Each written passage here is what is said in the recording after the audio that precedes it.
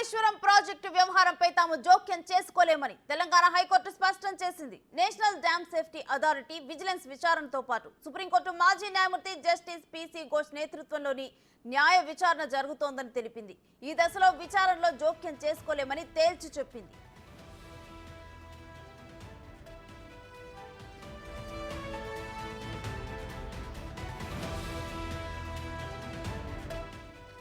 కాళేశ్వరం నిర్మాణంలో అవినీతి ఆరోపణలు, మేడిగడ్డ కుంగుబాటు తదితరులపై ప్రజాశాంతి పార్టీ అధ్యక్షుడు కేఏ పాల్, న్యాయవాది బి రామ్మోహన్ రెడ్డి, ప్రొఫెసర్ కోదండరామరెడ్డి, న్యాయవాది ముదుకంటి విశ్వనాథరెడ్డి, బక్కా జడ్సన్లు వేరువేరుగా దాఖలు చేసిన ప్రజా ప్రయోజన వ్యాజ్యాలపై ప్రధాన న్యాయమూర్తి justice Alok Aradhe, justice J Anil కుమార్ల ధర్మాసనం విచారణ చేపట్టింది.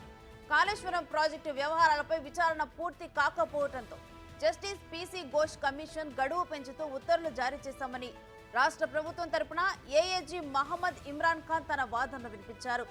పిటిషనర్ రామ్మోహన్ రెడ్డి తన పిటిషన్ ఈ కమిషన్ ఏర్పాటు కాకముందు వ్యవహారాలపై దాఖలు చేశానని, అవినీతి వ్యవహారాలపై సీబీఐతో దర్యాప్తు జరిపించాలని కోరానని, సింగిల్ జడ్జి వద్ద ఈ పిటిషన్లో సీబీఐ కూడా కౌంటర్ దాఖలు చేసిందని తెలిపారు.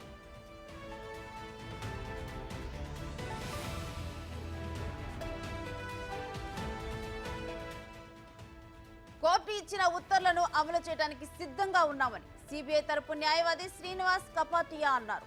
ఈ పిటిషన్లో ప్రతివాదిగా కేంద్రాన్ని సీబీఐఏ పేర్కొన్నారని అదనపు ఏజీ ధర్మాసనం దృష్టికి తీసుకొచ్చారు.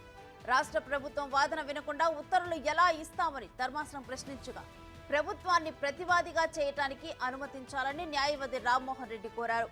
దీనికి ధర్మాసనం అనుమతి ఇస్తూ విచారణను 2 వారాలకు వాయిదా వేసింది.